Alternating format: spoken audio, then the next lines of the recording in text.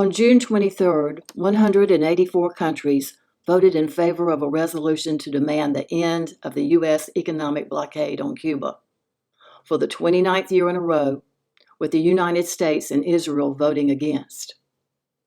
With overwhelming backing from the international community, the resolution has been approved ever since 1992, when the General Assembly began to vote annually on the issue, with the sole exception of 2020 due to the restrictions imposed by the COVID-19 pandemic. While the Assembly's vote carries political weight in terms of international diplomacy, only the U.S. Congress can lift the economic, commercial, and financial embargo in place for 5 decades. Last week in Candler Park, I met up with a group of Cuban Americans with a deep resolve to end the Cuban embargo. The group, Bridges of Love, was founded by Carlos Lazo, a high school teacher from Seattle, Washington. His group promotes monthly bike and car caravans in cities across the U.S. and Canada to end the U.S. blockade. As part of this initiative, on June 26th, Carlos and his walking companions began a 1,300-mile trek from Miami to Washington, D.C. There they plan to deliver a petition to President Biden to end the Cuban embargo. In their stopover in Atlanta, they were welcomed by supporters and friends. Here's what happened. Thank you very much, Bernardo, and thanks everyone who is here today. It's very emotional for us to walk for so many miles and find friends like you here that are rooting for the same cause of the lifting of the embargo, for the same cause of love, bridges of love between one day our 2 countries are friends and respect. And walking over here was difficult. We have walked almost 600 miles. We are fighting because it's unjust, it's not fair, it's a huge violation of human rights what is going on right now. This started many years ago, but it got worse during the Trump administration. The Trump administration implement more than 240 measures to punish the Cuban people in the middle of a pandemic. And Biden promised that he will lift the sanctions, but so far he has remained silent. He has done nothing. And we think that it's time for us to start walking and going to the White House and telling the president to honor his word and to fulfill his promises. That's right. Right now, with these sanctions, if I want to sell money to my family through any wire transaction, it's impossible. No Western Union, no transaction with the banks, no at all because of the blockade. If I want to go to my country, to my home place, is Holguin, at the other side of the country, I have to travel to Havana, and then from Havana, I gotta go by road, a 12-hour road trip. You know, it's difficult. It's not fair because we're working class. We work like crazy to support our family, and these sanctions are just making it worse and worse and worse every time.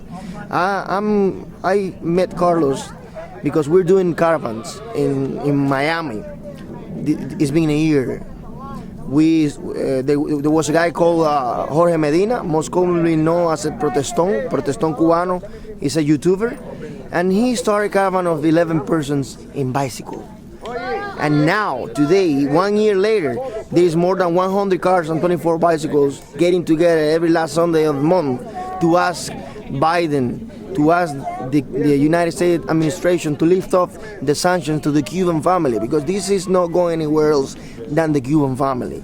My family, my brother's family, my friends' families. You know, we need to lift off the embargo for the good of the Cuban people. Ultimately, it will be the education and organization of working people in the United States that will force a change in the state policy of the United States. Finally, on behalf of our coalition here in Atlanta, I want to thank Carlos and his organization for working tirelessly in the past year, taking advantage of the growing sentiment among Cuban Americans and inspiring renewed effort in cities around the world to join the caravan movement and keep the issue of the U.S. embargo a priority. Thank you. El corazón con que vivo, Carlos y Ortigas cultivo una rosa blanca. Everyone, Guantanamera, Guajira, Guantanamera.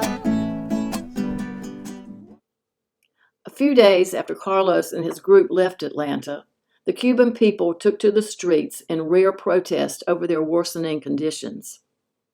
I talked to activist Diane Mathewitz regarding her reaction to the protest.